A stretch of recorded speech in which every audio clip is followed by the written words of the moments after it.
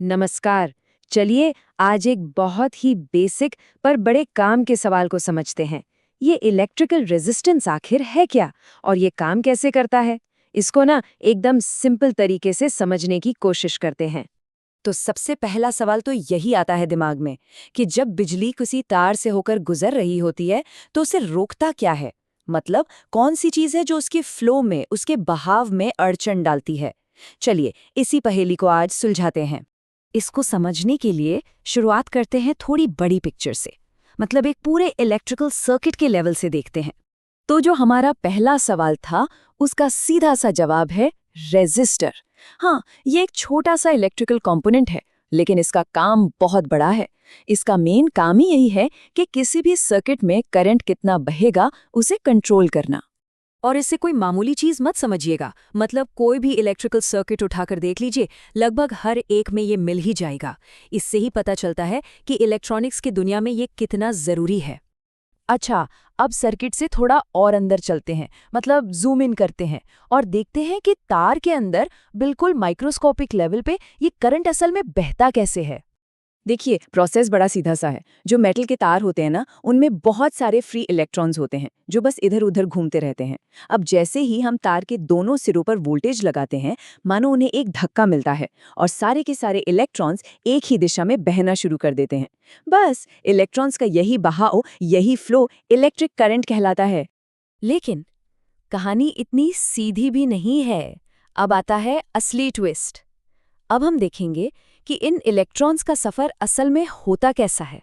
हम अक्सर ऐसा सोच लेते हैं कि इलेक्ट्रॉन एकदम खाली हाईवे पर सीधी लाइन में भागे जा रहे हैं, पर असलियत में ऐसा बिल्कुल नहीं होता।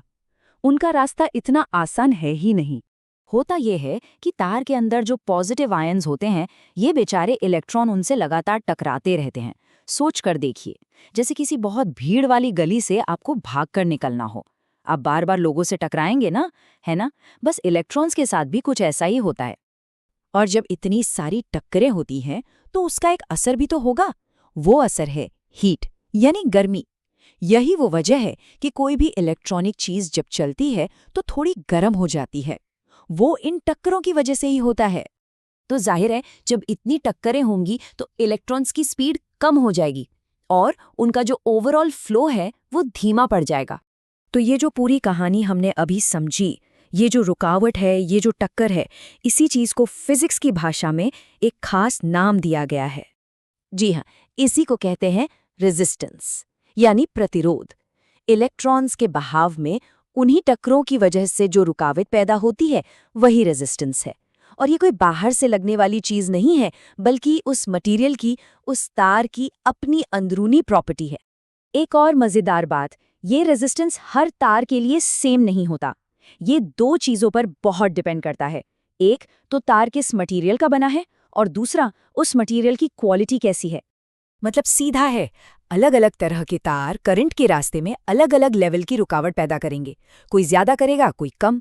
और इसीलिए किसी खास काम के लिए सही तार को चुनना बहुत बहुत जरूरी हो जाता है। तो अब आखिर में एक सवाल सोचना तो बनता ही है कि अगर हर तार में थोड़ा या ज्यादा पर रेजिस्टेंस होता ही है, तो फिर इंजीनियर्स ये कैसे तय करते हैं कि किस काम के लिए कौन सा मटेरियल बेस्ट होगा? मतलब कॉपर ही क्यों या कहीं और कुछ और क्यों? सोचेगा इसके बारे में।